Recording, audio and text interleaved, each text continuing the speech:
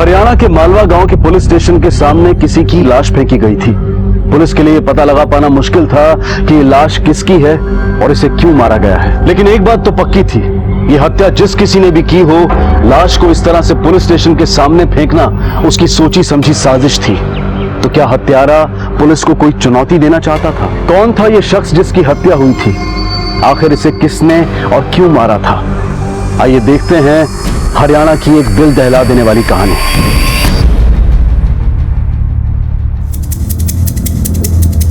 Sir, हाँ, यहाँ ये क्या हुआ? ये देखिए सर, लाश को घसीटने के निशान। ऐसा लगता है कि विक्टिम को यहाँ लाकर नहीं मारा गया है। और सर, इसकी बॉडी से भी हमें कुछ नहीं मिला है जिससे हम इसकी पहचान कर सकें। अरे आप लोगों में से कोई पहचानता है इसे? नहीं साहब, नहीं। आप लोगों में से कोई? नहीं। हत्यारे ने ये लाश शायद इसलिए यहाँ फेंकी होगी क्योंकि विक्टिम इस एरिया का नहीं है। बॉडी को पोस्टमार्टम के लिए भेजो। आसपास के थानों से कोऑर्डिनेट करो। कहीं ना कहीं कोई ना कोई ऐसी मिसिंग कंप्लेंट जरूर होगी जिसकी डिस्क्रिप्शन इसकी लाश से मैच खाता हो। तब तक इस इलाके की अच्छी तरह से छानबीन करते हैं। कुछ ना कुछ हाथ जरूर लगेगा। जी सर।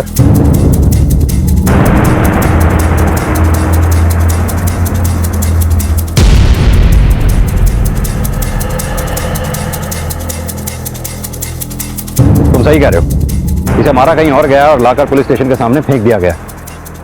और यह काम किसी अकेले आदमी का मुझे लगता नहीं है। और अगर यह काम किसी अकेले आदमी का है तो उसे लाश को खेत और जंगल के रास्ते घसीट के लाने में बहुत मुश्किल हुई होगी।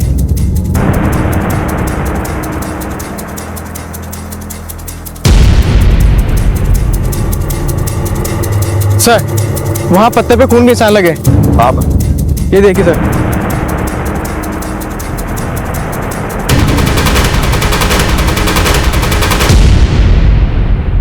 ये ब्लड के सैंपल्स इकट्ठा करो। Okay sir. सर, खून के धब्बे देख के तो ऐसा लग रहा है कि लाश को इसी तरफ से लाया गया हो।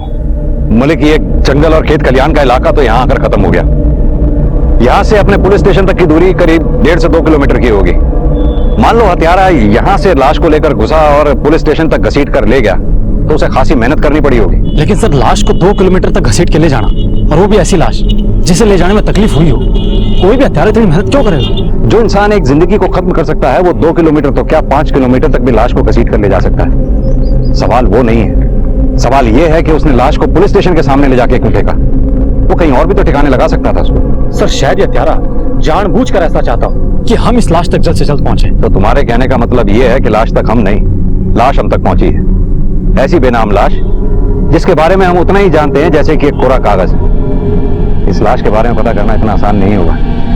आसपास के घरों और गांव में पता करो, शायद कोई घर ऐसा मिले जिसका इस लाश से कनेक्शन हो। और हाँ, इस लाश की फोटोग्राफ को हर इलाके में सर्कुलेट करा दो। हो सकता है कोई मिसिंग कंप्लेंट ऐसी मिले जिसका इस लाश से मैच हो। जी सर।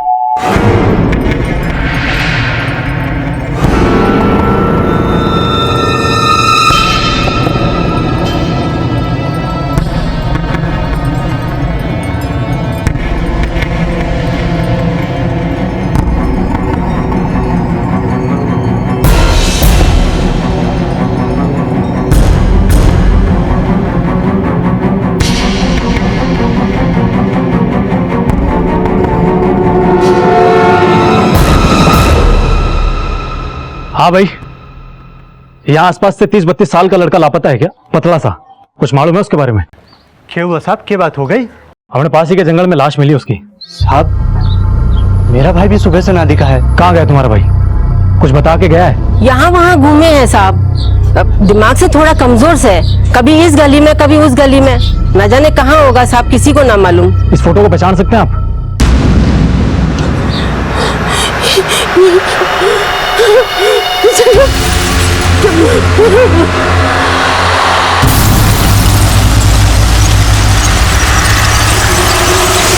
पुलिस की जी तोड़ कोशिशों के बाद आखिरकार उस शव की शिनाख्त हो गई। लेकिन सवाल यह था कि इस शख्स की हत्या किसने की और क्यों? मृतक के परिवार को इस बात पर यकीन नहीं हो रहा था कि उन्होंने अपने परिवार के एक अहम सदस्य को खो दिया था। शव की शिनाख्त के बाद पुलिस ये जानने में जुट गई कि आखिर ये मामला क्या था और आखिरकार किसने इस मानसिक रूप से विकलांग जगत को इतनी बेरहमी से मारा था। पता नहीं साहब, किसने मारा और क्यों मारा मेरे जगत को।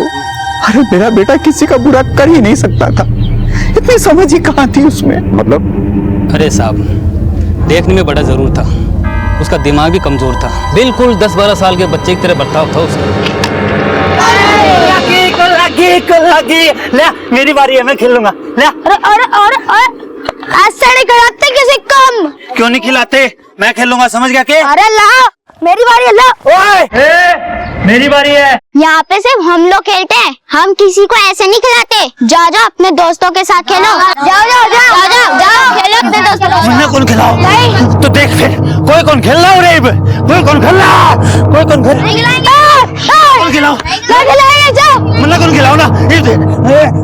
मन्ना कौन खिलाओ? मन्ना कौन खिलाओ? कोई कौन खेले? मन्ना कौन खिलाओ? मन्ना कौन खिलाओ? मन्ना कौन खिलाओ? मैं खेलूंगा, मैं खेलूंगा। मतलब कि मानसिक रूप से वो बच्चे जैसा बर्ताव करता था। साफ साफ ये कहना तो मुश्किल से है, क्योंकि एक तो उसकी बचकानी हरकतें थी, दूसरी तरफ जब वो किसी लड़की से मिलता था तो उसका मिलने का अंदाज बहुत अलग होता था। क्या वो छोटू, तुम्हारी मोनू से लड़ाई कैसे हो गई? पहले उसने मेरे को मारा, तो उसने तुम्हें मारा, तो तुम भी उसे मारोगे? क्या हुआ? कैसे गिरे तुम? चलो। ए मैं जगत खेलेगी मेरे लिए, खेलेगी मेरे साथ, खेलेगी। अच्छा हुआ मर गया साहब, अगर जिंदा होता तो मेरे हाथों से मरता। वो तो गांव वालों ने बचा लिया उसको। लेकिन तूने तो अपनी अधूरी इच्छा पूरी नहीं कर ली। अगर इच्छा पूरी की होती तो पुलिस स्टेशन के बाहर नहीं, अंदर आके खुद बताता आपको। और जिसने भी ऐसा किया ना, बहुत अच्छा किया, भगवान उसका भला करे। साले ने मेरी बहन के साथ शादी में ना ऐसे ही होता है। अरे कोई लड़की चिल्ला रही है। बचाओ बचाओ बचाओ।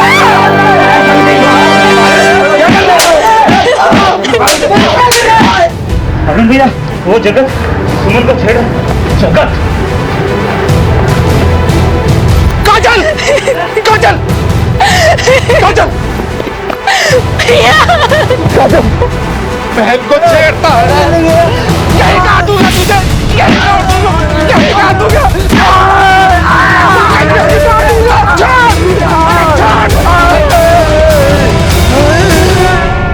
ये गांव बहुत छोटा सा है साहब, यहाँ छोटी छोटी सी बातों को लोग बढ़ा चढ़ा कर बताते हैं।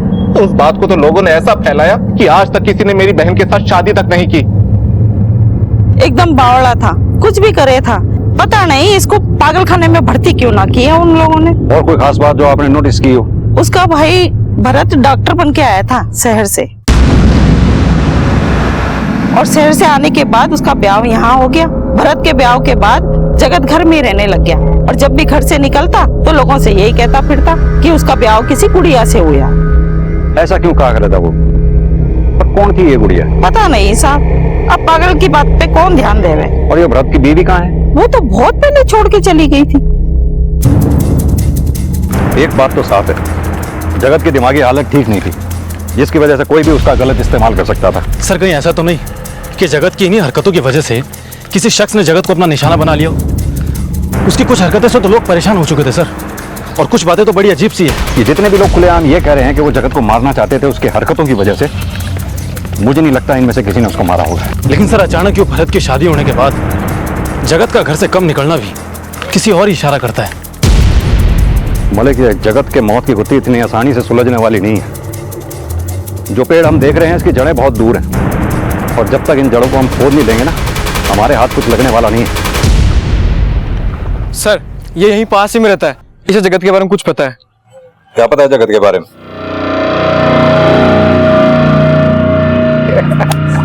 ओए जगत, ओए जगत, ओए जगत, ओए इधर आ।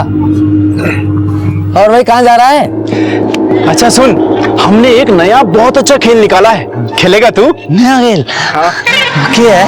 शादी शादी खेल को नाम है शादी शादी। शादी शादी? उसमें क्या हुआ है? इधर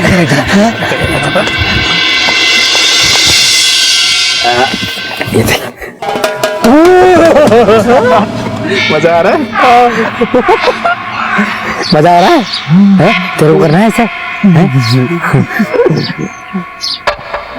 वो देख, वो लड़की दिख रही है? अब यूं समझ ले कि तू है इस वीडियो का हीरो और वहाँ लड़की है इसकी हीरोइन। अब तेने बस ये करना है जो तू यहाँ देख रहा है, तेने करना है ऐसा? हैं? चल उठ उठ उठ उठ। चल चल चल, अरे चल मेरे मिट्टी के शेर, जल्दी जाओ आज कस के जल्दी। यहाँ जा जा जा जा, घबराने की जरूरत नहीं है, तेरा भाई है इधर, चल जा जा जा जा। आज इस पागल की लगेगी छिट्टी पर है।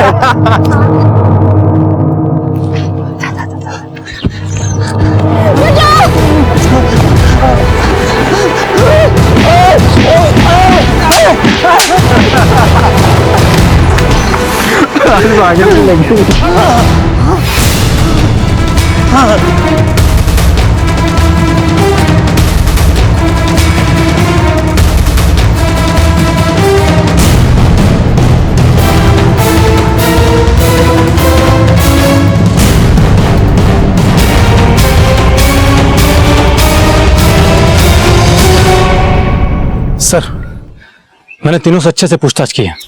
कोई कुछ भी बताने को तैयार नहीं। तीनों सिर्फ इतना कबूल कर रहे हैं कि वो जगत के साथ में रेड लाइट एरिया में जरूर जाया करते थे, लेकिन इनका कहना है कि जगत के साथ में जो भी मस्ती मजाक करते थे उससे किसी को नुकसान नहीं होता था। और कोई खास बात जो उन्होंने बताई हो? हाँ सर, इनका कहना है कि जब जगत का भाई भरत शहर से आया था और भरत की जब शादी हुई तब से जगत ने घर से निकलना कम कर दिया। और जगत ने इनको किसी गुड़िया के बारे में बताया था, लेकिन इनका कहना है कि उन्होंने आज तक उस घर में किसी गुड़िया को नहीं देखा। मालिक, इन तीनों को इतनी आसानी से हम छोड़ नहीं सकते हैं। तुम एक काम करो, इनके फोन रिकॉर्ड और सारी चीजों को क्रॉस चेक करो, क्योंकि जितनी शराफत ये दिखा रहे हैं ना, उतने शरीफ ये हैं नहीं।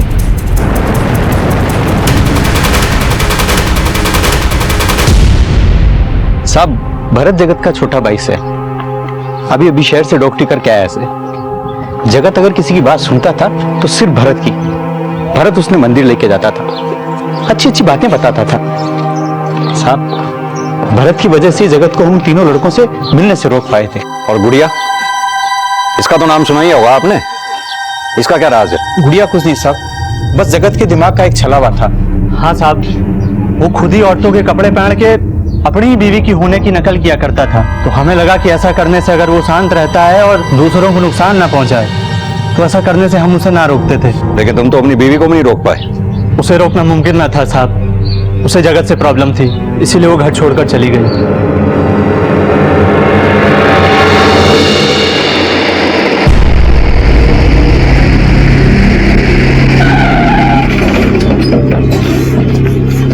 साहब, मन्नेवा कुछ भी अच्छा ना लग रहा था। पहले दिन से ही उनके परिवार वालों पे शक सा होने लगा था, और उन लोगों ने तो शादी के बाद तक मन्ने ये ना बताया था कि उनके एक बड़ा लड़का भी है जो कि पागल से, वरना 20 लाख दहेज में देकर कौन उस घर में शादी करता।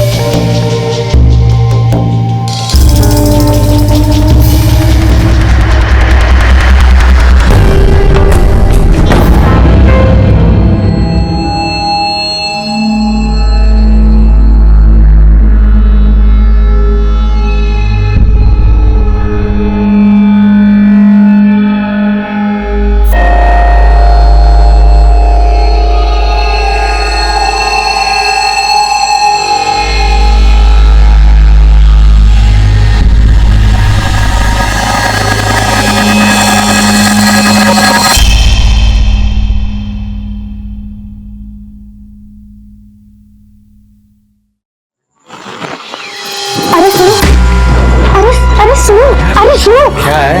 वो वहाँ खिड़की के पीछे कोई है। मैं देख कर आता हूँ।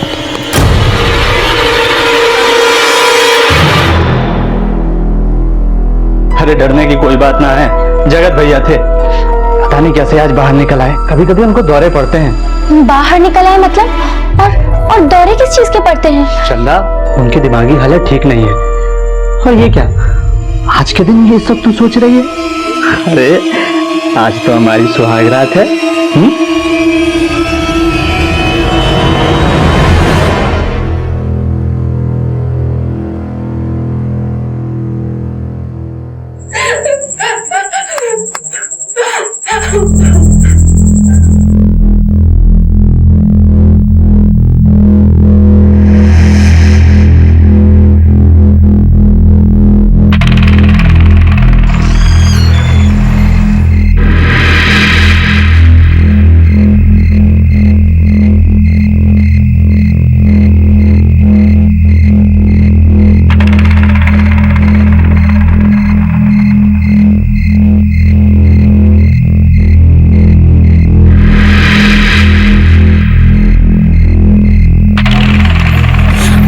चंदा, तू यहाँ इतनी रात को क्या करे से? वो माँ, वो अंदर से आवाजें आ रही हैं।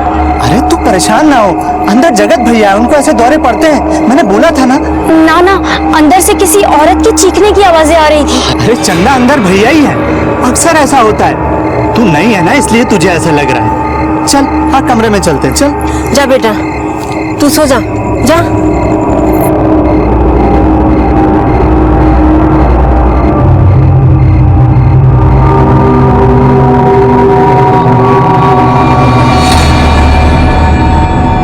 उसे यहाँ लाकर गलती तो ना कर दी हमने। शादी के बाद भरत के साथ सीधे सरकारी क्वार्टर में भेज देना चाहिए था। ना ना, ऐसा करने से तो इसे और गांव वालों को अजीब लगता। एक हफ्ते की तो बात है, उसके बाद तो ये अपने हिसार वाले सरकारी क्वार्टर में चले जाएंगे। उस घर में कुछ तो ऐसा था जो कि ठीक ना था। बस उसी के बाद से मेरा शक और भी गहरा हो गया।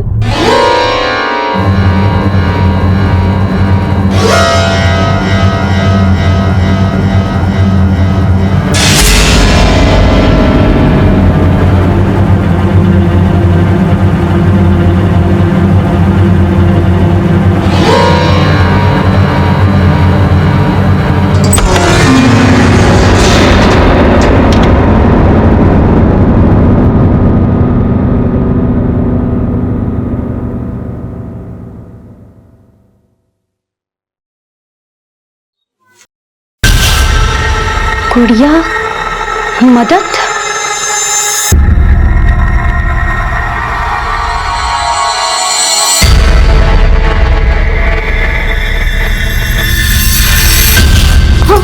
चंदा, तुम क्या कर रही है यहाँ पे? वो वहाँ दीवार पर कुछ ना, इधर भाई रहे। तू आ मेरे साथ। तुझे कितनी बार समझा इधर भाई रहे से? हाँ हाँ चंदा, ये ठीक बोले से। चल तू भीतर जा, जा जा, जा।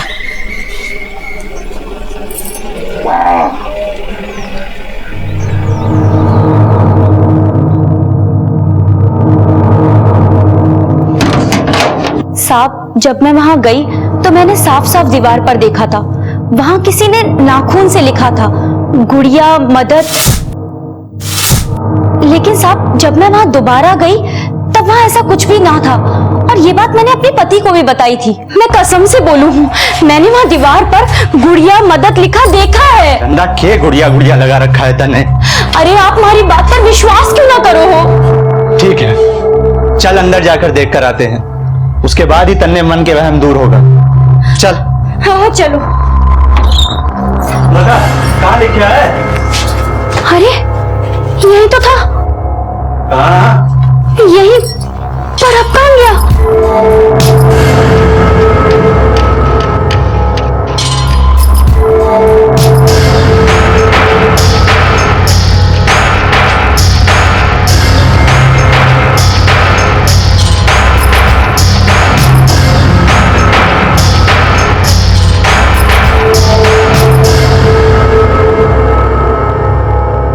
भाई है, ऐसे ही उल्टी सीधी हरकतें करता रहता है। गुड़िया,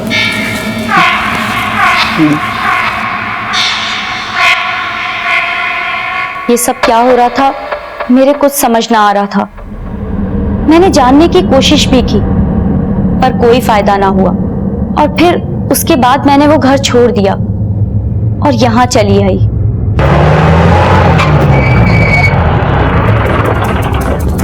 भले क्या केस थोड़ा उलझाने वाला है। क्या सच में वहां सिर्फ जगत ही था या फिर उसके साथ कोई और भी था? और अगर कोई था तो वो कौन होगा? इस केस में जितने मुंह उतनी बातें हो रही हैं, पर इन बातों में सच कहां छुपा है? सर, हमने जगत के घर के आसपास पता किया, उनमें से किसी ने जगत के यहाँ कभी कोई औरत नहीं देखी और ना ही जगत को कभी औरत के कपड़ों में देखा। सर, क्यों ना एक बार भरत से पूछताछ की जाए? आखिर उसके आने के बाद से तो जगत के बर्ताव में बदलाव आया था। नहीं मलिक, ये सही मौका नहीं है भरत से पूछताछ करने का। एक काम करो, उस पर नजर रखो, उसके घर के सारे फोन टैप करो। जी सर। जिस केस की शुरुआत एक अनआइडेंटिफाइड बॉडी से हुई थी, वो केस अब कई सवालों से घिर चुका था। और उन सवालों में जो सबसे बड़ा सवाल था वो था एक नाम, गुड़िया। आखिर कौन थी ये गुड़िया और इसका क्या लेना देना था जगत के साथ? क्या ये वाकई में किसी का नाम था या फिर सिर्फ ये एक कल्पना थी। आखिर क्यों ये सारे सवाल इस बात की ओर इशारा कर रहे थे कि कहीं ना कहीं भरत की सब में हिस्सेदारी थी। लेकिन इन सारे सवालों की शुरुआत जिस सवाल से हुई थी उसका जवाब पुलिस को अब तक नहीं मिला था। आखिर किसने मारा था जगत को? सर, मैंने पता किया है। भरत पढ़ाई के दौरान हिसार के मेडिकल कॉलेज के हॉस्टल में नहीं बल्कि किराए के मकान में रहता था। क्या? हाँ सर।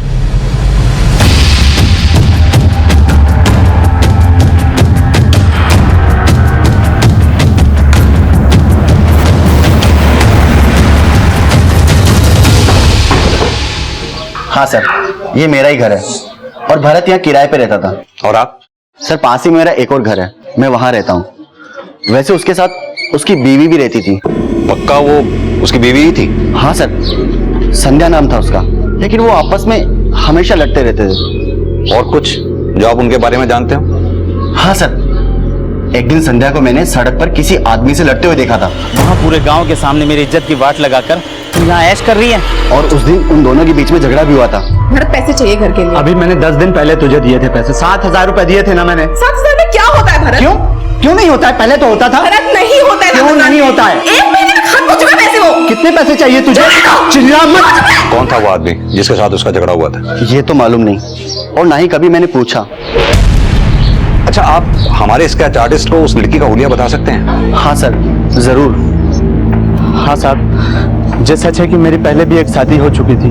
पहली शादी की बात मैंने इसलिए छुपाई क्योंकि उससे दहेज कम हो जाता साहब। इतनी बड़ी रकम दोबारा ना मिलती, बस इसीलिए मैंने शादी के लिए हाँ कर दी। तो फिर वापस क्यों गई वो? पता नहीं साहब, उसे तो मुझसे जुड़ी हर एक चीज से नफरत होने लगी थी। मैं उसकी हर एक बात नजरअंदाज कर देता था साहब, लेकिन फिर भी वो एक दिन चली गई।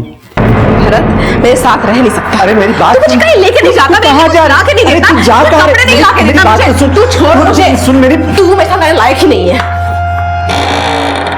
और ये कौन है?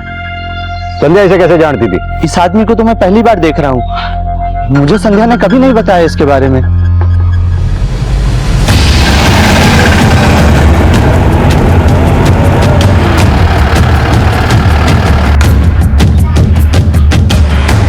क्या बात से साहब?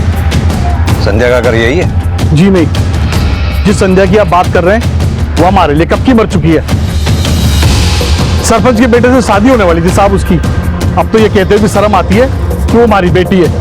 न जाने कब उसके दिमाग में गोबर भर गया साहब। उस भरत के साथ नाचगी, मुंह काला करा दिया उसने पूरे गांव के सामने मेरा।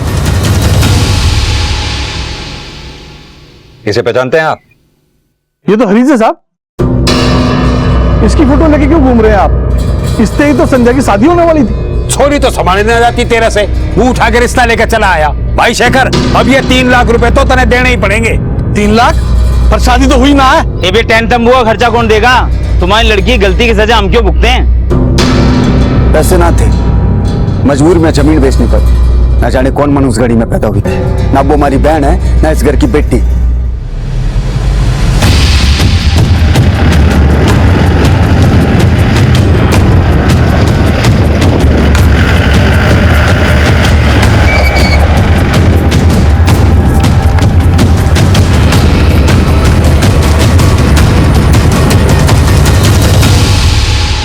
संध्या को कैसे जानते हो? बस एक बार मिला था उससे शहर में। तुम? हाँ मैं। वहां से मुंह काला करा करके यहाँ पर ऐश कर रही है। बस आप गुस्से में 2-4 बात सुना, मन बढ़ लिया। ये मनने के पता हो कहाँ होगी और किसके साथ होगी। मलिक, ये गुड़िया का क्या चक्कर है? कौन होगी ये गुड़िया? सर, कहीं ये गुड़िया कोई मनगढ़ंत तो नहीं है? जगत को किसी ने क्यों मारा होगा? कौन सा ऐसा शख्स होगा जिसने जगत को मारा होगा? मलिक, एक काम करो, इन सब के रिकॉर्ड्स दोबारा खंगालो, जरूर कुछ ना कुछ हाथ लगेगा। आप लोग चलिए, हो जाएगा काम। ठीक है सर। इन फोन रिकॉर्ड से कुछ हाथ लगा है। क्या? सर, जिस रात जगत गायब हुआ था उस रात को भरत ने अपने फोन से एक लोकल नंबर पे फोन किया था। किसका नंबर है वो? सर, वो नंबर बल्लू का है और ये बल्लू जगत के उन तीनों दोस्तों में से एक है।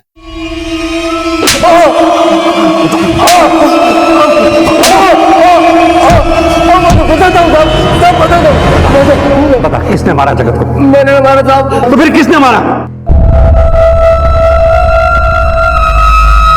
तू तो डॉक्टरी करके घर आ, 20 लाख में बात तय हो गई है। 20? हाँ, शादी कर और उन पैसों पे ऐश कर। बावड़ा हो गया क्या तूने 2 साल से शादी कर रखी और आज तक नहीं बताया। अब क्या करे? ये तो सोने के अंडे देने वाली मुर्गी है, किसी भी हालत में इसको छोड़ नहीं सके हैं। 20 लाख बार बार नहीं मिलेंगे।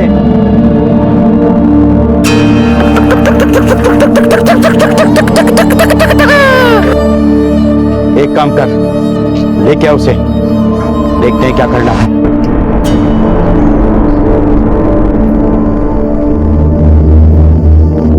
भरत 2 साल हो लिए, ये अचानक मम्मी पापा से मिलाने ले जा रहा। सब ठीक है ना?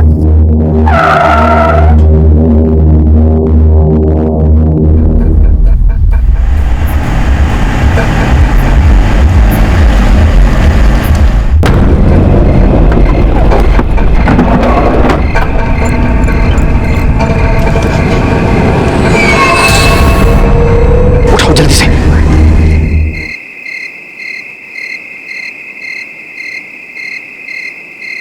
जगत आजा, अंदर आजा। दरवाजा बंद कर।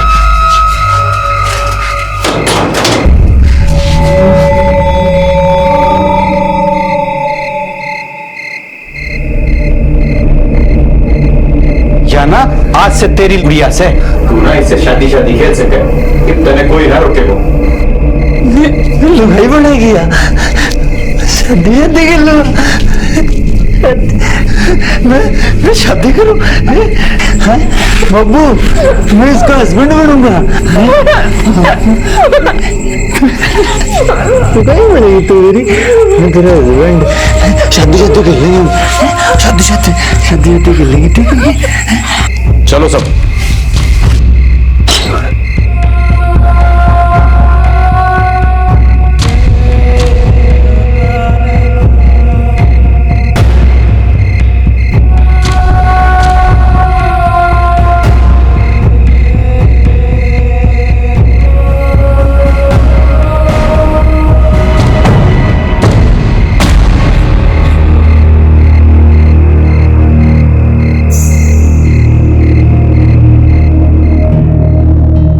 क्या जगत, तूने अपनी गुड़िया हमें नहीं दिखाई? ओए, मैं कौन दूं मेरी गुड़िया? मेरी है वाह। हम तो तेरे दोस्त हैं यार, और वैसे भी खेल खेलने का मजा तो दोस्तों के साथ ही आता है। हाँ? अकेले अकेले खेलने में कोई मजा थोड़ी आता है। और वैसे भी तेरे को ये खेल हमने सिखाया साले, और तू हमारा कोई मना कर रहा है। ये देख जगत, हम तेरे लिए क्या लाए हैं। एक मेरी तरफ से भी और ये नहीं। पर एक बात है बुल्लू, जितनी बार भी मेरी गुड़िया के लिखे लगा ना, उतनी चॉकलेट देनी पड़ेगी। मंजूर है? अरे एक नहीं, 3 चॉकलेट लेके आऊंगा, और एक ये, एक मेरी तरफ से ये, और ठीक है?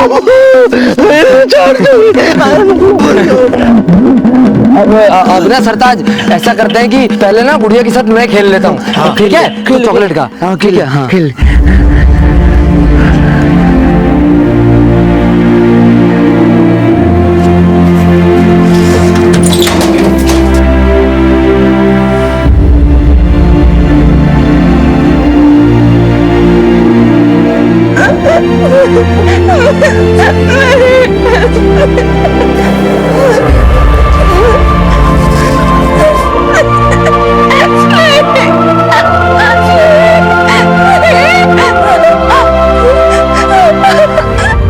बस सर, उसके बाद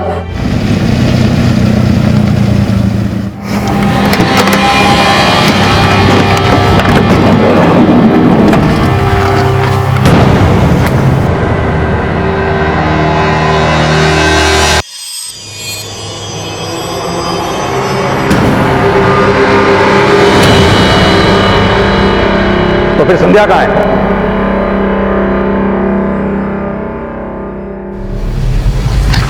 क्या रे शेखर, संध्या कहाँ है? क्या मतलब?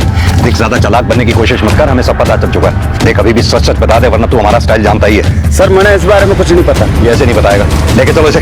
चल पकड़ो।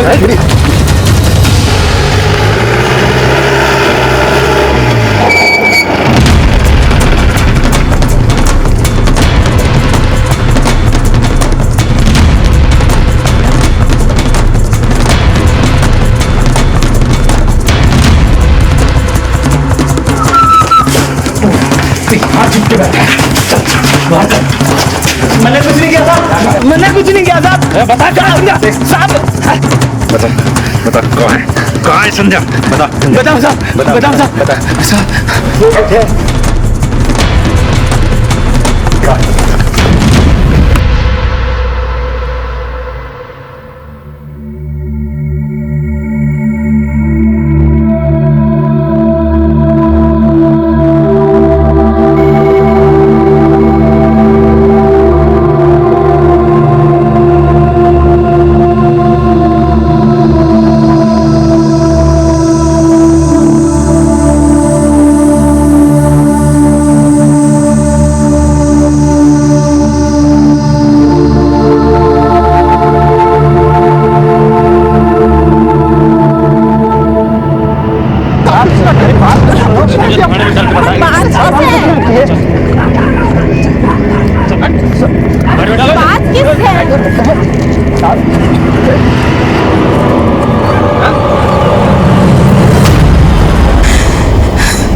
मैं तो अपना नाम तक भूल चुकी थी। जिस दर्द से मैं गुजर रही थी, मुझे तो यकीन भी नहीं था कि मैं इन सब से बाहर भी निकल पाऊंगी।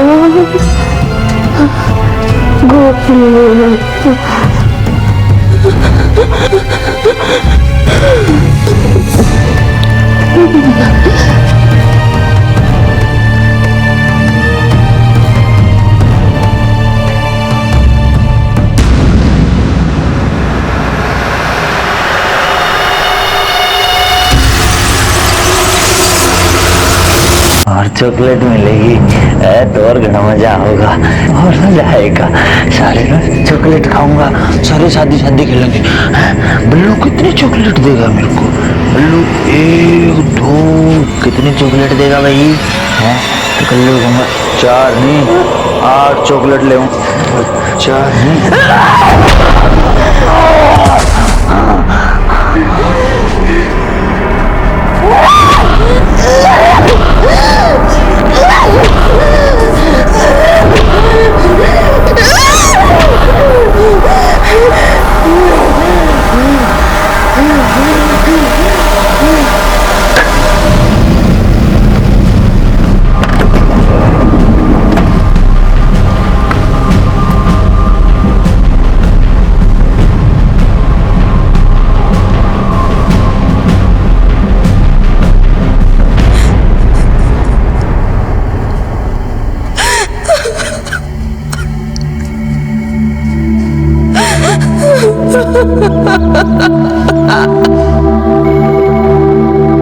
लालच किसी भी इंसान को अंधा बना देता है, ये हमें मानसिक रूप से अपंग बना देता है। इस केस में दहेज के लालच की वजह से संध्या के साथ जो कुछ भी हुआ वो इंसानियत पर प्रश्न चिन्ह खड़े करता है। क्या हम इतने गिर गए हैं कि चंद रुपयों की खातिर अपने जमीर और ईमान से मुंह फेर लें?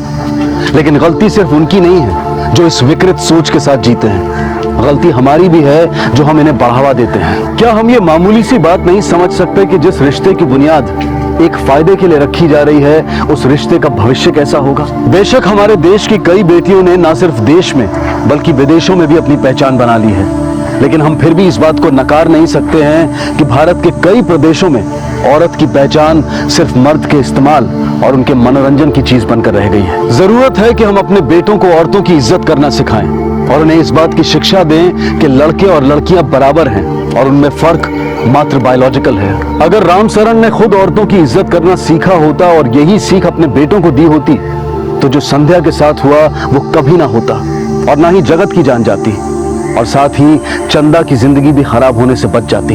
अब मैं अनूप सोनी आपसे विदा लेता हूँ। फिर मुलाकात होगी अगले एपिसोड में और खुलासा करेंगे एक और जुर्म का। तब तक अपना और अपने परिवार का ख्याल रखें और देखते रहें क्राइम पेट्रोल डायल 100। सबक एक को, सीख हम सबको। जय हिंद। कौन हूं मैं? क्या है मेरा वजूद? क्या है मेरी पहचान?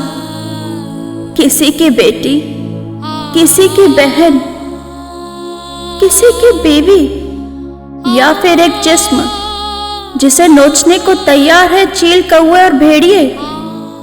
जीते जी तो लड़ गई मैं उनसे, पर मरने के बाद मेरे मुर्दे जिस्म को भी नहीं छोड़ा उन्होंने।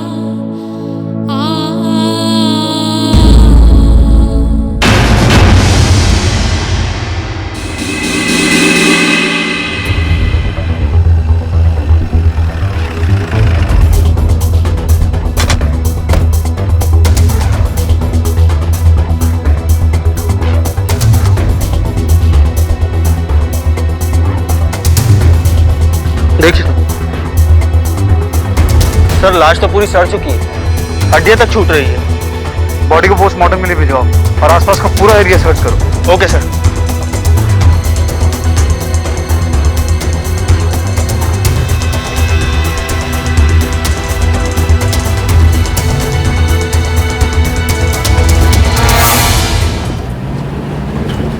लाश करीब 4 से 4.5 महीने पुरानी है।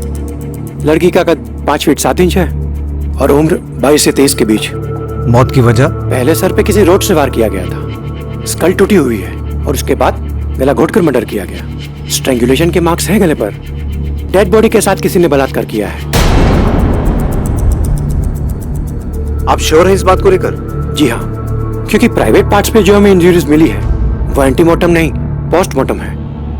सीमेन डिपॉजिट के ट्रेसेस बाहर प्राइवेट पार्ट पर ही हैं, यानी सीमेन यूट्रस तक तो पहुंचा ही नहीं, क्योंकि तब तक तो सेल्स डेड हो गए थे। नमस्कार, आज क्राइम पेट्रोल डायल 100 के एपिसोड में हम आपको दिखा रहे हैं पुंसिया बाजतपुर बिहार में हुए एक घिनौने अपराध की दास्तां। एक 22-23 साल की लड़की की लाश पुलिस को मिली और प्राथमिक जांच से पता चला कि पहले उस लड़की की हत्या की गई और फिर उसके साथ बलात्कार। कोई अपराधी इतना अधम कैसे हो सकता है? कोई ऐसा क्यों करेगा? लाश को ना तो अभी कोई नाम मिला था और ना ही उसकी पहचान हो पाई थी। पुलिस ने आसपास के पुलिस स्टेशन से 4-5 महीने पहले की मिसिंग रिपोर्ट मंगवानी शुरू कर दी। सर, सभी पुलिस स्टेशन और थानों से मिसिंग रिपोर्ट हासिल कर ली है। सर, मार्च 2015 से अप्रैल 2015 तक कुल 72 लड़कियों की मिसिंग रिपोर्ट लिखाई गई थी। इसमें से 17 लड़कियां वापस आ गई थी, लेकिन 4 का मर्डर हो गया था और उन चारों के हत्यारों के ऊपर केस चल रहा है। सर, ये फाइल।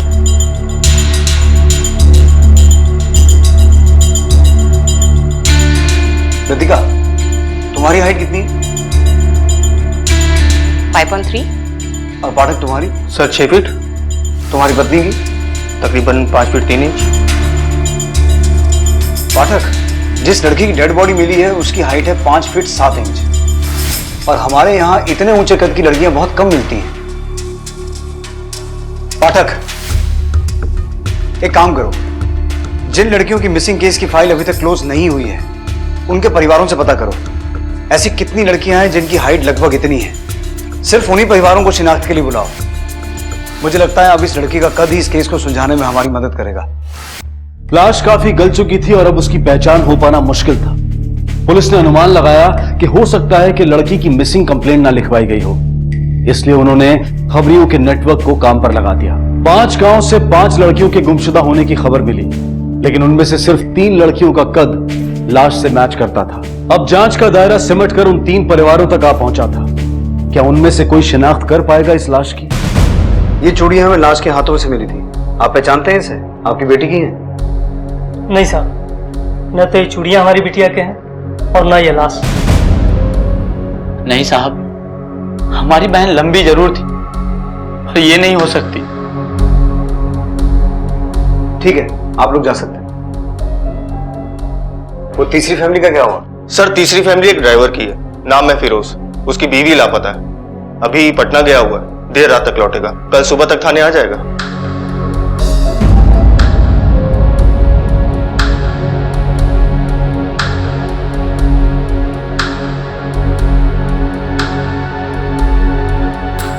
नाम क्या है इसका? पता नहीं साहब। तेरी बीवी का जो लापता है? साहब यू नहीं है। अबे तेरी बीवी का कोई नाम था कि नहीं? फरीदा। कद? इतना होगा साहब। लेकिन ये सब काहे पूछ रहे हैं आप लोग? 4 महीने से लापता है ना तेरी बीवी? हाँ साहब, लेकिन वो लापता नहीं है, भाग गई किसी दूसरे मर्द के साथ। अरे हमारे लिए तो उसी दिन मर गई थी जिस दिन हमें छोड़ के गई वो। अब उसके अम्मी अब्बू जाने और ऊ जाने, हमसे उसका कोई लेना देना नहीं है साहब, हमें माफ कीजिए। कहाँ रहते हैं उसके माँ बाप? यही कटोरिया गांव में। और सुन, जब जरूरत पड़ेगी बुलाएंगे। ठीक है साहब। पाठक। सर। फिरोज के ससुराल वालों को बुलाकर लाश दिखाओ। मुझे लगता है अब यही फैमिली हमें मुजरिम तक पहुंचाएगी।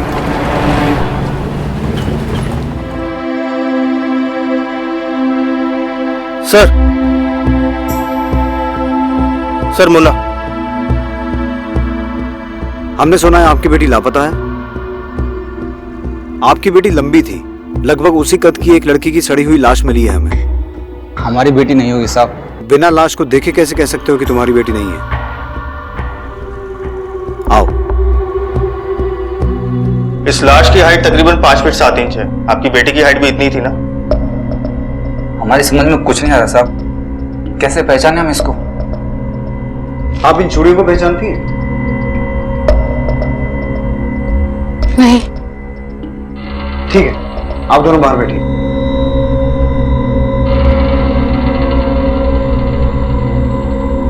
पाठक। सर। इन दोनों को लैब लेके जाओ, इनका डीएनए सैंपल लो और लाश के डीएनए के साथ मैच करवा के देखो।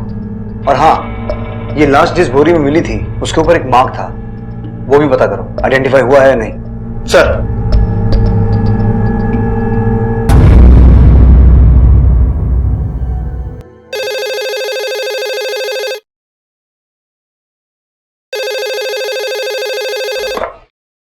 हेलो सर, उस लाश का डीएनए मुन्ना बाबू और रज्जो का डीएनए से मैच हो गया। मतलब लाश फरीदा की है? जी सर। थैंक यू डॉक्टर साहब। पाठक। सर। फरीदा की दोनों फैमिलीज को बुलाओ। अब इन दोनों फैमिलीज की कुंडली हमें खोलनी होगी। फरीदा और उसके शौहर के ताल्लुकात कैसे थे ये पता लगाना बहुत जरूरी है, क्योंकि शौहर तो कह रहा है कि उसकी बीवी किसी के साथ भाग गई थी। सर ऐसा भी तो हो सकता है कि जिसके साथ वो भागी थी उसी ने उसे मार दिया। हो सकता है, लेकिन अगर वो किसी के साथ भागी थी तो कोई अपनी प्रेमिका को मारकर उसकी लाश के साथ रेप क्यों करेगा? अब इस केस को सुलझाने के 2 ही रास्ते हो सकते हैं पाठक। पहला तो ये पता लगाना कि वाकई में फरीदा ऐसी थी जैसा उसका शौहर बता रहा है, और दूसरा उस क्रिमिनल की साइकोलॉजी को समझना जिसने ये घिनौना अपराध किया है। पाठक, लाश के साथ रेप हुआ है। ये क्रिमिनल नेक्रोफिलिक भी हो सकता है। मुझे लगता है हमें क्रिमिनल साइकोलॉजिस्ट डॉक्टर बोस की मदद लेनी चाहिए। तुम एक काम करो, तुम फिरोज के साथ तहकीकात शुरू करो, मैं डॉक्टर बोस को मिलकर आता हूं। Sir. Well, since it's a case of dead body rape, इसमें कई सारी पॉसिबिलिटीज हो सकती हैं। बैठो। एक तो ये कि शायद कोई आपसी दुश्मनी हो। इस लड़की की तस्वीर है कोई आपके पास? जी नहीं। इसकी संभावना बहुत ज्यादा है कि लड़की बेहद खूबसूरत होगी, और यह भी हो सकता है कि कोई उसे पाने की कोशिश करता रहो और अंत में कुछ हासिल होता नजर नहीं आया तो पहले उसने लड़की का मर्डर कर दिया और फिर रेप। कोई दिल जला आशिक ये क्राइम कर सकता है। डॉक्टर बोस, इस केस में ऐसी कोई जानकारी तो नहीं मिली है, फिर भी हम इस एंगल के बारे में गौर जरूर करेंगे। कोई खूबसूरत लड़की अगर ना कहे तो मेल ईगो को चोट लगती है और वो ऐसी हरकत कर सकता है। एक और पॉसिबिलिटी है, लेकिन वो बेहद रेयर है। नेक्रोफिलिया। डॉक्टर बोस, मुझे नेक्रोफिलिया के बारे में थोड़ी डिटेल जानकारी चाहिए। नेक्रोफिलिया मतलब मेंटली इम्बैलेंस लोग जो सिर्फ डेड बॉडीज के साथ ही रेप करते हैं। लेकिन ऐसे लोगों में ज्यादातर औरतों से प्यार पाने की हिम्मत नहीं होती। अपीयरेंस से वो लोग शाय दिखते हैं, औरतों से नजरें भी नहीं मिला सकते, लेकिन अपनी शारीरिक जरूरतों की पूर्ति करने के लिए वो लोग डेड बॉडीज की तलाश करते रहते हैं। ऑपर्चुनिस्टिक नेक्रोफिलियक्स। लेकिन ऐसे केसेस बहुत रेयर होते हैं, क्योंकि हमारे यहाँ ज्यादातर डेड बॉडीज को दफनाया नहीं जाता बल्कि जलाया जाता है। डॉक्टर बोस, ऐसा भी तो हो सकता है कि लड़की का खून किसी और ने किया हो और उसके बाद डेड बॉडी के साथ रेप किसी और ने किया हो। सकता है।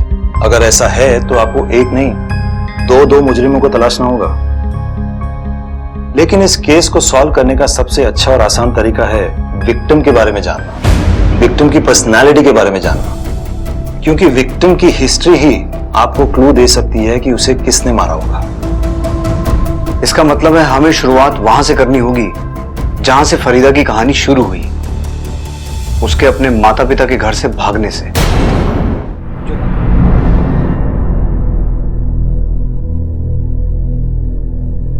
सर, फिरोज जो लास्ट में दिखाई गई थी वो किसी और की नहीं बल्कि तुम्हारी बीवी फरीदा की है। और बड़ी हैरानी की बात है कि उसको मारने के बाद उसकी लाश के साथ रेप हुआ है। रेप हुआ है? सर ये तो होना ही था। अच्छा हुआ मर गई, जीते जी तो मार ही डाला था ना उसने हम लोगों को। कोई नहीं सोचा था कि वो ऐसी निकलेगी। फिरोज, तुम फरीदा को कब और कहां मिले थे? सर एक दिन की बात है, हमारी गाड़ी खराब हो गई।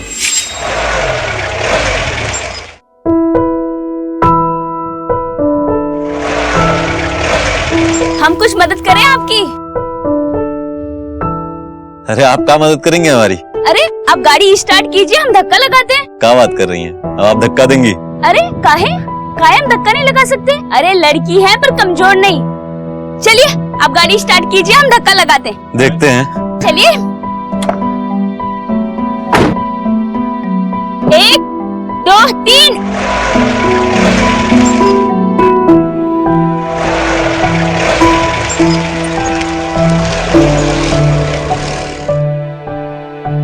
देखा, निकल गई ना। भाई मान गए आपको। सुनिए, कहीं जाना है तो चलिए छोड़ दें। नहीं रहने दीजिए। और वैसे भी देखिए ना, पाँव पूरे खराब हो गए, आपकी गाड़ी खराब हो जाएगी। अरे तो हमारे पैर में कौन सा गुलाब का पंखुड़ी जड़ा है? साहब का गाड़ी है, कोई टेंशन नहीं है, आ जाइए। अच्छा ठीक है, फिर चल लेते हम।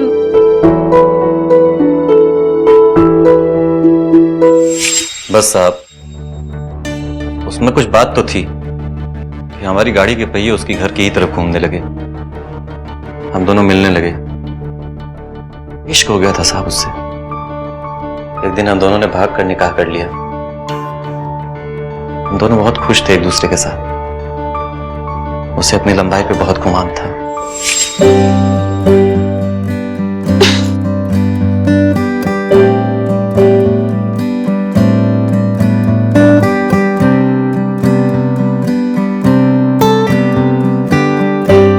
अरे फिरोज, हाँ सुनो तो, यहाँ हो ना। हुआ क्या? इतना काहे शर्मा रहे हो? हाँ, बीवी है हम तुम्हारी, कोई परोसन नहीं। अरे लेकिन काम का है। बस यहाँ खड़े रहो, काम कुछ भी नहीं है, चुपचाप खड़े रहो और निहारो कि तुम्हारी बीवी कैसे पंखा साफ करती है। जो काम हाथ छुप छुप के कर रहे हो ना, तो यहाँ पर करो। क्यों? हाय अल्लाह, ये तो देखा ही नहीं हमने। 1 फुट नाटे रह गए तुम हमसे। लगता है तुम्हारी अम्मी तुम्हें बचपन में दूध कम पिला रही। अच्छा जी, अभी बता। अरे नहीं। सुनो, अब बताओ, इसकी अम्मा ने कम दूध पिलाया? सिर्फ 2 इंच से चूक गए हम, वरना हमारे शौहर हमसे नाटे होते। गलत आदमी से दिल लगा बैठे ना। तुमने ना जरूर कोई चीटिंग की होगी हमारे साथ। चीटिंग तो वो कर रही थी हमारे साथ। घर वालों से लड़ाई लेके निकाह किए थे उसके साथ, अपनों से दुश्मनी मोल लिए थे। बदले में उसने क्या दिया? धोखा। घर छोड़ के भाग गई किसी यार के साथ। फिरोज, क्या लगता है तुम्हें किसके साथ भागी होगी तुम्हारी बीवी? पता नहीं साहब, पता नहीं किस किस के साथ चक्कर चला रही थी।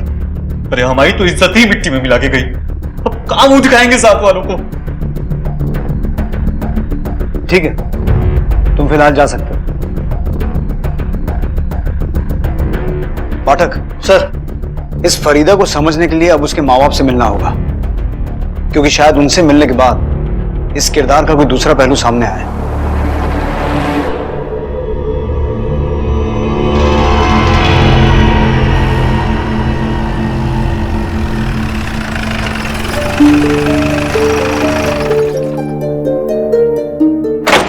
मुन्ना बाबू। हाँ साहब, आपकी बेटी अब इस दुनिया में नहीं है।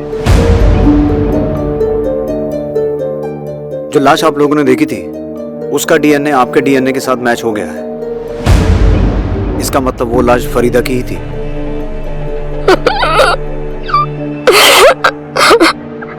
संभालिए अपने आप को। मुन्ना बाबू, हम आपकी बेटी के कातिल को ढूंढ रहे हैं और इस काम में हमें आपकी मदद चाहिए। हमने आपको पहले बताया नहीं, लेकिन आपकी बेटी का पहले कत्ल हुआ और फिर उसकी लाश के साथ किसी ने जबरदस्ती की, बलात्कार किया उसके साथ। आपको किसी पर शक है? कोई अंदाजा है कौन हो सकता है जो आपकी बेटी के साथ ऐसा घिनौना अपराध कर सकता है? नहीं साहब, सच कहें तो हम हमारी बेटी के बारे में कभी समझ ही नहीं पाए। बड़ी उम्मीद थी उससे, किस बाप को नहीं होती, पर एक दिन वो भाग गई किसी के साथ। बाद में पता चला कि उसने शादी कर ली है। दोनों कहीं अलग रहने लगे। लड़के का नाम फिरोज था। फिर फिरोज के माँ बाप ने भी उन दोनों का रिश्ता कबूल कर लिया और फिरोज अपने खानदान के साथ ही रहने लगा। हमें लगा कि हमारी बिटिया खुश है वहां। ईद का मौका था, हम दोनों बिटिया की ससुराल गए। लीजिए, मुंह मीठा कीजिए, आपकी बेटी फिर से भाग गई। अरे वैसे भी आप लोगों को तो अपने आप पर फक्र होना चाहिए। अरे ऐसा क्या सिखाया है आप लोगों ने? ऐसे कौन सी परवरिश दी है अपनी बेटी को? कोई भी चाहने वाला मिला नहीं कि वो भाग जाती है। अरे फरीदा की अम्मी, आप क्यों सर झुका रही हैं? अरे खाइए, मिठाई खाइए। अरे अम्मी, थोड़ा भी जाने दो। छोड़ो क्या? मुन्ना बाबू, आपने तो ऐसी बहू दी कि तमाशा देखने के लिए मेला जाने की जरूरत ही नहीं पड़ी। हमको ही तमाशा बना के गई वो। ये ऐसे बुत बने क्या सुन रहे हैं? चलिए निकलिए, दफा होइए यहाँ से। चलिए उठिए। लड़की के माँ बाप थे हम, शर्म से सर झुकाकर लौट आए। बुरा मत मानिएगा, लेकिन जब फरीदा आप लोगों के साथ यहाँ रहती थी शादी से पहले, तब उसका किसी के साथ कुछ? नहीं साहब, हमारी बेटी ऐसी नहीं थी। हाँ, वो बहुत हंसी मजाक करती थी। वो कद में लंबी थी ना, इसलिए जो भी लड़के उससे कद में छोटे थे ना, उनका बहुत मजाक उड़ाया करती थी। पर हमारी बेटी ऐसी नहीं थी। आपकी बेटी और फिरोज के बीच मोहब्बत थी, फिर उनकी शादी भी हो गई। फिर अचानक ऐसा क्या हुआ कि? ये तो हमारी भी समझ में नहीं आ रहा साहब। 1-1.5 साल में ऐसा क्या हो गया कि वो भाग गई? आपके पास आपकी बेटी की कोई तस्वीर तो होगी?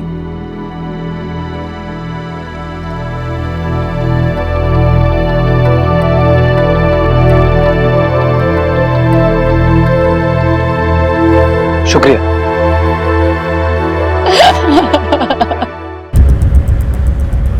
जैसा कि डॉक्टर बोस ने कहा था, लड़की वाकई खूबसूरत है। ऐसा लगता है ये खूबसूरती ही इसकी दुश्मन बनी होगी। बहुत चाहने वाले होंगे इसके। सर, कोई दिलजला आशिक भी तो हो सकता है इसके पीछे। इसके शौहर को जरूर पता होगा कि कौन इस पर मर मिटने को राजी था और कौन इसे मार के मिटाने को। पहली बार तो उसने साफ साफ जवाब नहीं दिया, लेकिन अब वही हमें बताएगा कि इसके कितने आशिक थे और कौन कौन था। फिरोज, ये तो तय है कि तुम्हारी बीवी का खून किसी दिलजले आशिक ने किया है। साहब, कहा जाने कितने दिलजले आशिक थे उसके। अरे बच्चलन थी साहब, हम तो फंस गए उससे शादी करके। हमारे घर से ही भाग गई। भाग कर गई कहाँ थी और किसके साथ भागी थी? पता नहीं साहब, लेकिन आए दिन लोग उसको इधर उधर देखा करते थे उसके आशिकों के साथ। और ये आशिक था कौन? किसने देखा? कहाँ देखा? अभी 4-5 महीने पहले देखा गया था उसको उसके आशिक के साथ, यही कबीरपुर दरगाह पर। रघु भैया ने देखा था उसको, दौड़ के आया और हमको बताया, लेकिन जब तक हम लोग वहां जाते निकल चुके थे दोनों। रघु भैया कौन है? हमारे गांव में रहते हैं। कहीं उसी की नजर तो नहीं थी फरीदा पर? अरे नहीं साहब, बहुत अच्छे आदमी हैं, बड़े भाई के जैसे हैं हमारे। हमारे निकाह में बहुत मदद किए थे।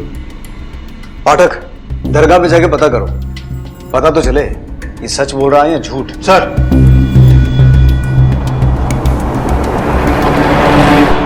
बाबा इस लड़की को पहचानते हैं क्या? जी हाँ, बड़ी नेक लड़की है ये। अक्सर यहाँ आती थी, 2 रकात नमाज पढ़ती थी, दुआ मांगती थी।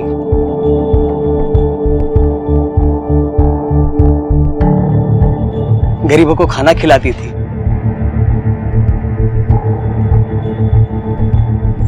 पर पिछले 4-5 महीनों से तो मैंने उसे यहाँ देखा नहीं।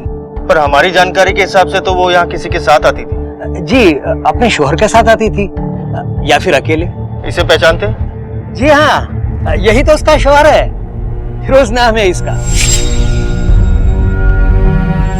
अच्छा बाबा, कभी किसी और के साथ आई थी यहाँ? परवरदिगार की कसम, वो वैसी औरत नहीं थी, ये एकदम पाक दामन औरत है वो। शुक्रिया। सर ये फिरोज झूठ बोल रहा है। इसकी बीवी दरगाह तो जाती थी, लेकिन या तो इसके साथ या फिर अकेले, कभी किसी और के साथ नहीं गई सर। और सर 4 महीने से तो वो दरगाह गई नहीं। वह झूठ बोलकर गुमराह कर रहा है तू। साहब हम काहे गुमराह करेंगे आपको? राजेश, रॉकी, सलीम, बबलू, समीर, इन सबके साथ चक्कर था उसका, और क्या जाने कितना चक्कर था। ये जिन लौड़ों के तूने नाम लिए हैं, कहाँ मिलेंगे? सर ये फिरोज कहीं हमें गोल गोल तो नहीं घुमा रहा? पाठक, एक औरत का मर्डर करके उसकी डेड बॉडी के साथ रेप करने वाला आदमी कोई सिंपल आदमी तो नहीं होगा ना? सर आपका शक कहीं फिरोज पर तो नहीं? हाँ सर, उसके पास मोटिव है, वो उसका मर्डर कर सकता है, लेकिन लाश के साथ रेप? अगर मुजरिम कोई मानसिक रोगी है तो उसका कोई क्रिमिनल रिकॉर्ड भी होगा। सर लेकिन फिरोज का तो किसी भी पुलिस स्टेशन में कोई क्रिमिनल रिकॉर्ड नहीं है। और वो 5 लोग, राजेश, सलीम, समीर, रॉकी और बबलू, देखते हैं अब इन 5 की कुंडली में क्या निकलता है। सर एक बात और, सर जिस बोरे में लाश मिली थी उसके डिटेल्स लेने के लिए मैंने मिश्रा जी को भेज दिया है।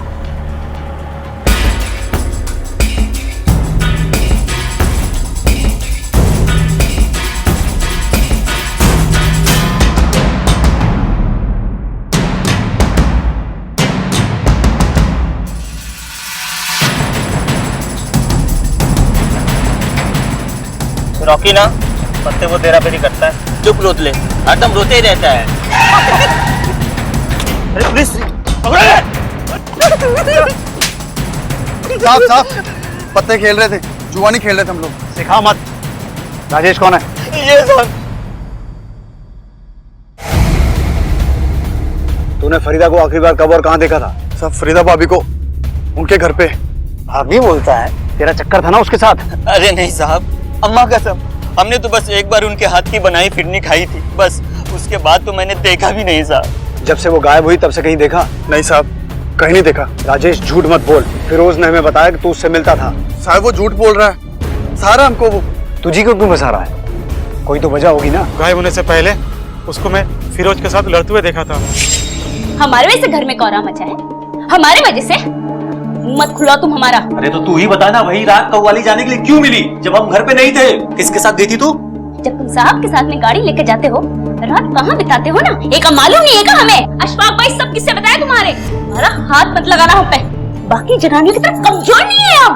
उस दिन किस तरह से फंसे हुए पहिए को निकाल लिया था ना, उसी तरह तुम्हारा हाथ उठा कर फेंक देंगे। एक दिन कव्वाली कहाँ चले गए तो क्या बच्चा हो गए का हम? अरे कुछ ना कुछ तो करती होगी ना तू, बार बार नाम काहे हो जाता है तुम्हारा?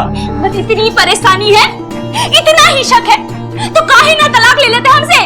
बबलू तू बता, क्या जानता है फरीदा और फिरोज के बारे में? पता नहीं साहब, वो लोग हमेशा लड़ाई झगड़ा करते रहते हैं। समीर कहाँ मिलेगा?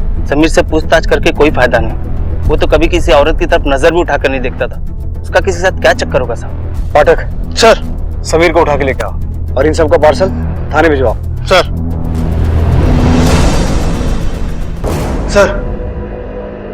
सर ये है समीर।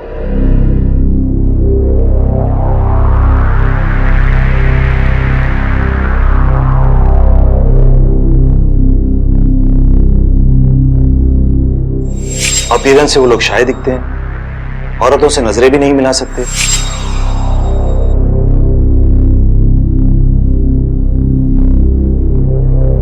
पाठक इससे पूछताछ हम नहीं करेंगे।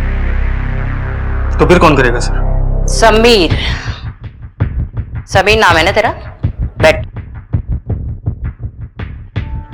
मस्ताना लेडीज टेलर के यहाँ कटिंग का काम करते हो ना तुम? जी मैडम। फरीदा आती थी वहां?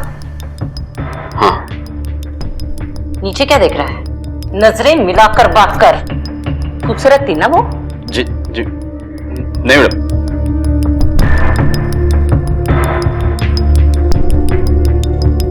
खूबसूरत है, दिल तो आ ही गया होगा ना? जी मैडम, मेरा मतलब नहीं मैडम, बहुत डर लगता था, बहुत मजा करती थी। गुदगुदी होती थी अंदर? जी नहीं। अच्छी लगती थी?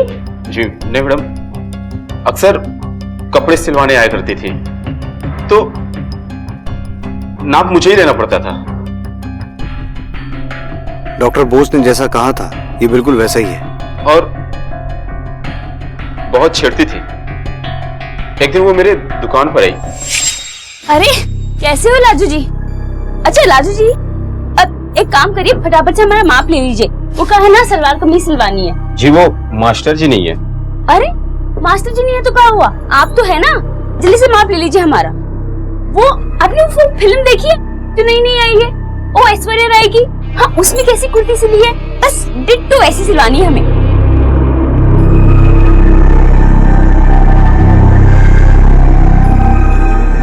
अरे इतना कपकपा क्यों रहे हैं आपके हाथ? अच्छा अब छोड़िए, हम बताते हैं, लिखिए 36।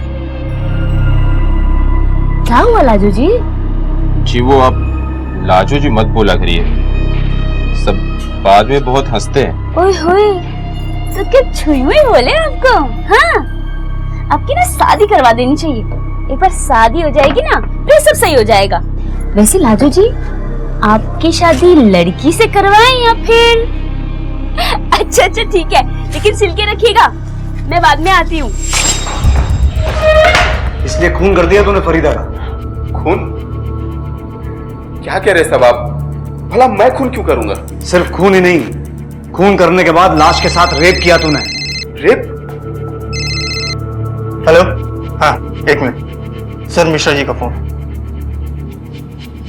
बोलिए मिश्रा जी। ठीक है हम आते हैं। लतिका, जब तक ये सच ना बोले अच्छे से मेजरमेंट लो इसका। कैदी की वर्दी सिलवानी है इसकी। Yes sir.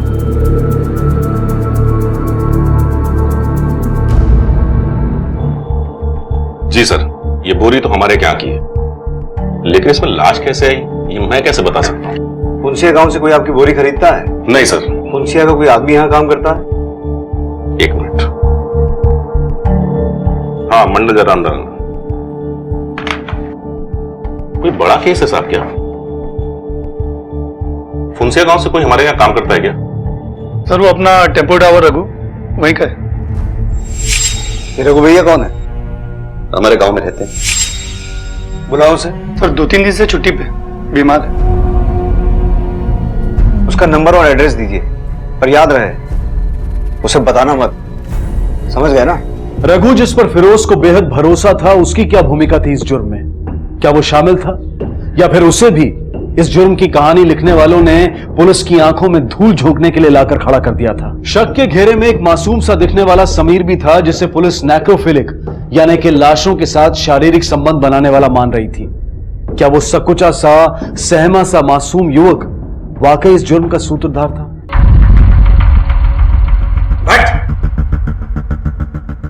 और क्या क्या किया रघु ने तेरे लिए?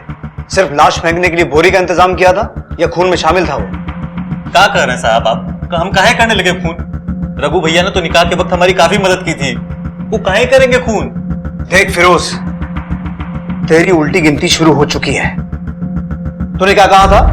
तेरी बीवी के बहुत से यार हैं, तूने नाम भी बताए, लेकिन जब हमने पता किया उनमें से एक भी आदमी ऐसा नहीं निकला जिसकी तेरी बीवी के साथ यारी हो। फिर तूने क्या कहा? तेरी बीवी दरगाह जाती थी किसी के साथ। तेरी बीवी जिस दिन से गायब हुई है वो दरगाह गई नहीं। पर साहब चुप! क्या कहा था तूने?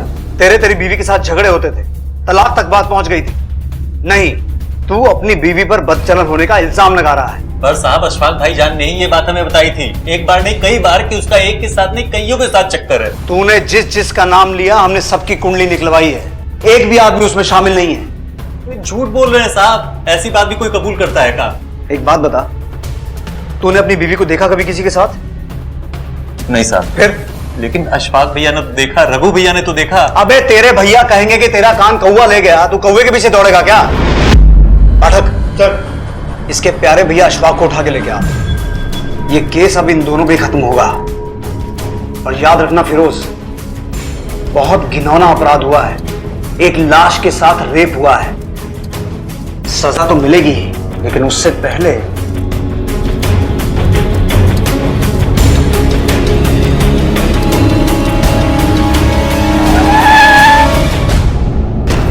चल अशफाक, खड़ा हो। अरे साहब, तेरे हजामत हम बनाते हैं। अरे साहब, लेके चल। साहब, फरीदा औरत नहीं, आफत थी, आफत।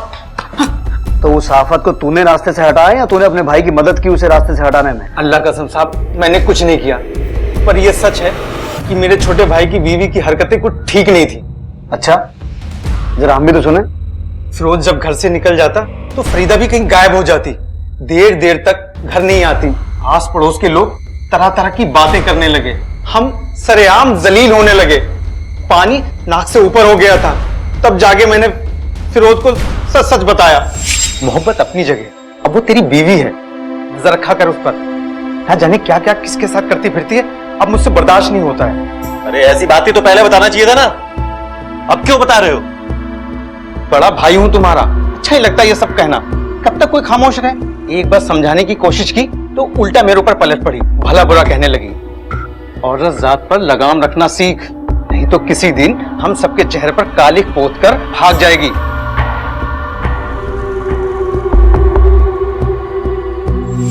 साहब, मैंने फिरोज को कई बार आगाह किया, सब लोगों ने देखा। घर से भागने के बाद बेहयाई से सर उठाकर घूम रही थी। क्या करता साहब, सब कुछ अपने भाई को बताना पड़ा। भाई ने कहा तो सच, बीवी ने कहा तो झूठ। ऐसी बात नहीं है साहब, आपको पता नहीं है, अशफाक भाईजान नहीं रहते तो हम कभी घर वापस नहीं आ सकते थे। तो भाई का कर्जा तूने ऐसे चुकाया, बीवी की जान लेकर। लेकिन एक बात बता फिरोज, लाश के साथ बलात्कार करते हुए तुझे घिन नहीं आई? क्या बात कर रहे हैं साहब आप? हम इतने गिरे हुए नहीं कि मुर्दे के साथ, और ना ही अशफाक भाईजान इतने गिरे हुए हैं। जरूर उस फरीदा का कोई ना कोई आशिक रहा होगा जिसने उसके साथ ये सब किया होगा। अरे उस घोड़ी को हम लगाम कस ही नहीं पाए, खून क्या करेंगे? और रही अशफाक भैया की बात, अरे उनके पीछे तो खुद ही दौड़ी थी मारने वो।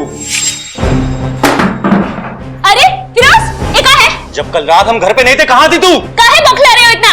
कव्वाली सुनने गए थे। किसके साथ गई थी कव्वाली सुनने? जैसे अपने घर से भागी थे, हमारे साथ किसी और के साथ भागने का इरादा है क्या तेरा? फिरोज, जबान संभाल के बात कर। आवाज नीची, शौहर है हम तेरे। बहुत कुछ बताया अशफाक भाईजान ने तेरे बारे में। हाँ तो जाके कह दो मैं अशफाक भाई से। हाँ, बीवी हम तुम्हारे, निगाह की है तुम्हारे साथ में।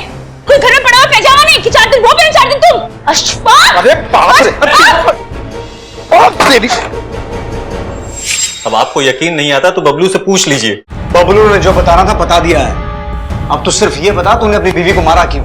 जिसकी कसम खिलानी है खिला लीजिए साहब, हमने खून नहीं किया। अरे एक तो थप्पड़ जरूर मारा है उसको जब गुस्सा मगज पे चढ़ जाता था। अरे भाई को गाली देगी तो गुस्सा नहीं आएगा का? तो तू फरीदा के बारे में अफवाहें फैला रहा था और अपने भाई के मन में शक के बीज बो रहा था। नहीं साहब, मेरा छोटा भाई तो मेरे बेटे जैसा है साहब। नहीं साहब, क्या बे, हम कंचे खेलते हैं और तू हमारा बड़ा भाई है जो हमें घुमाएगा? नहीं साहब, हम तो छोटे लोग हैं, हम क्या घुमाएंगे। लेकिन हम सच बता रहे हैं, आस पड़ोस में तरह तरह की बातें होने लगी तो किसी का भी दिमाग खराब हो जाता। यहाँ तक तो हमने फिरोज को कई बार समझाया, भाई ठंडे दिमाग से काम ले। इसका मतलब ये हुआ कि फरीदा का खून तूने नहीं तेरे भाई ने किया है।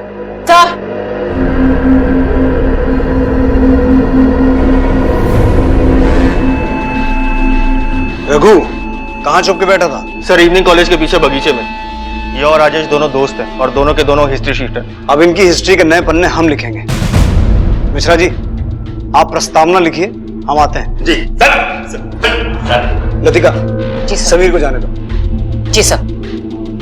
पाठक सर, अब इस केस का असली मुजरिम हमारे हाथ में है। अशफाक, फिरोज, राजेश या रघु, या फिर ये चारों।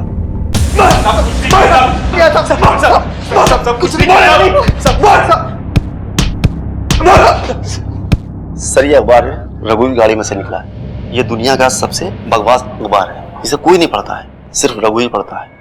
और खास बात यह है सर, यही अखबार लाश के पास मिला था।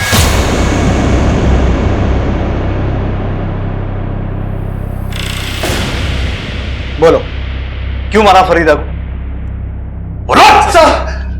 साहब, हमने नहीं मारा साहब। बोलना रघु। साहब, हमने तो सिर्फ लाश को ठिकाने लगाने में मदद की थी साहब, और कुछ नहीं। अगर तुम दोनों ने फरीदा को नहीं मारा तो किसने मारा है? लाश के साथ रेप किसने किया? What?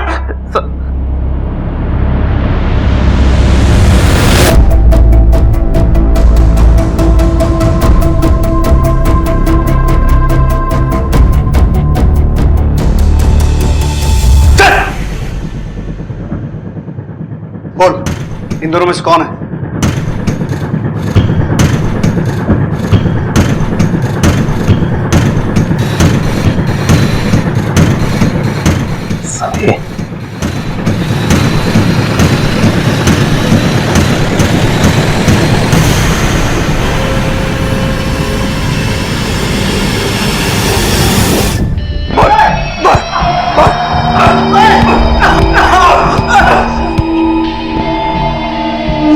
अब बोलेगा भी। मैंने मारा फरीदा को। पहले मैं फरीदा और फिरोज के शादी के खिलाफ था। जब मैंने फरीदा को देखा तो देखता ही रह गया। मैंने अब्बू को मना लिया।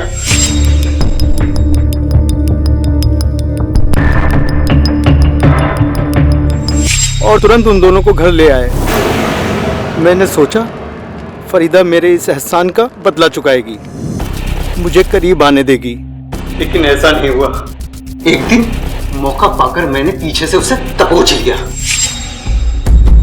अरे फिरोज, अशफाक, अरे देखो मैं तो आज सबक सिखाती हूँ बराबर से। तेरी तो देती हूँ मैं।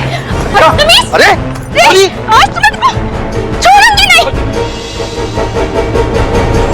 उसने लोगों के सामने मुझे खदेड़ खदेड़ कर मारना चाहा। पागल हो गई। अरे रुक, कहाँ जा रहे भाग के? पगला गई। अरे रुक, अरे पकड़ के मार। रुक, कहाँ जा रहे? मैंने रघु और राजेश के साथ मिलकर एक प्लान बनाया।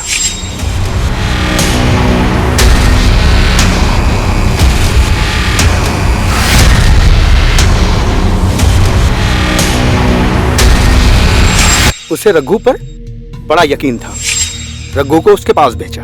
भाभी जान, अस्सलाम वालेकुम। वालेकुम अस्सलाम। आइए भाई। और भाभी जी, आपको एक खुशखबरी देना चाहते हैं। हाँ बताइए। वो फिरोज भाई है ना, फिरोज भाई ने घर बनाने के लिए एक जमीन खरीदी। तो मैंने ये सोचा कि कहीं आपको बाद में जमीन पसंद ना आए, तो चलो मेरे साथ आपको दिखा देता हूँ। अरे सोचिए मत भाभी जी, चलो मेरे साथ, मैं आपको दिखा देता हूँ। अच्छा खुशी की बात है, इतने का सोचना। आइए भाभी जी, मैं हूँ ना आपके साथ। हाँ हाँ चले। जमीन दिखाने के बहाने टेम्पो में उसे बिठा लाए।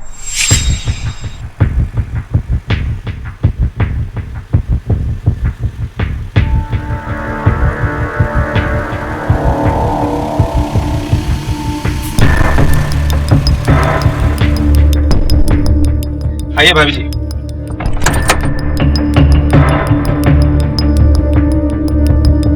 ये देखिए, ये जमीन खरीदी है इतना बढ़िया सा। ये जमीन खरीद रहे हैं फिरोज? हाँ भाई। यहाँ कौन आएगा? हम बताते हैं।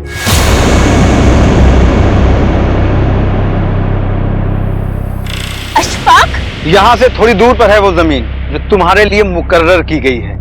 देखोगी तो हैरान हो जाओगी। रघु भाई, ये क्या कर रहे हैं? हम यहाँ क्या कर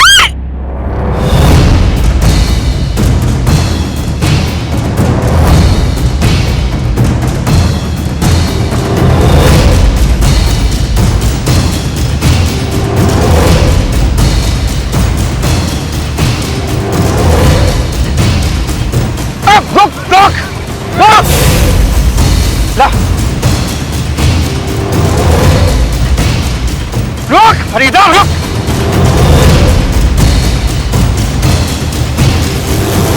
रुक, रुक, रुक।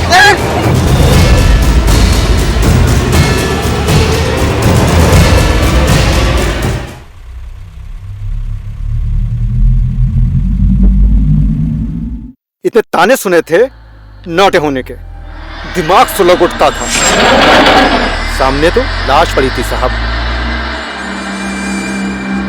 लेकिन दिमाग में जीती जागती फरीदा।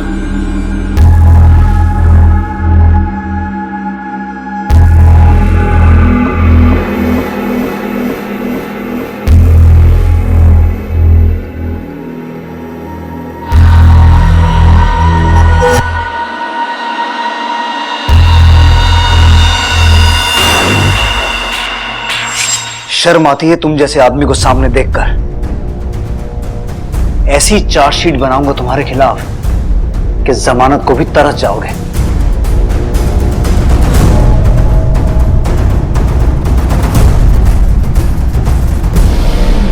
रघु, राजेश और अशफाक पुलिस की हिरासत में हैं। चार्जशीट दाखिल हो चुकी है, लेकिन अदालत की कार्रवाई शुरू होनी अभी बाकी है। इस केस से कुछ सवाल मन में खड़े होते हैं।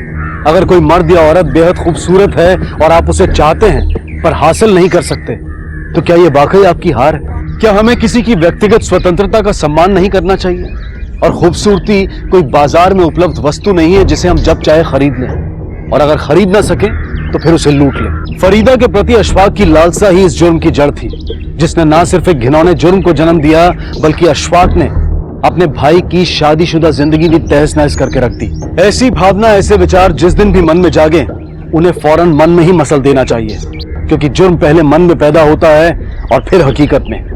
मन की इस मैल पर नजर रखना बेहद जरूरी है। अब मैं अनूप सोनी आपसे विदा लेता हूं। फिर मुलाकात होगी अगले एपिसोड में एक और चौंका देने वाले केस के साथ। तब तक अपना और अपने परिवार का ख्याल रखें और देखते रहें क्राइम पेट्रोल डायल 100। सबक एक को सीख हम सबको। जय हिंद। इस तरह के और भी एपिसोड देखने के लिए हमारे चैनल को सब्सक्राइब करें और बेल आइकन दबाना ना भूलें।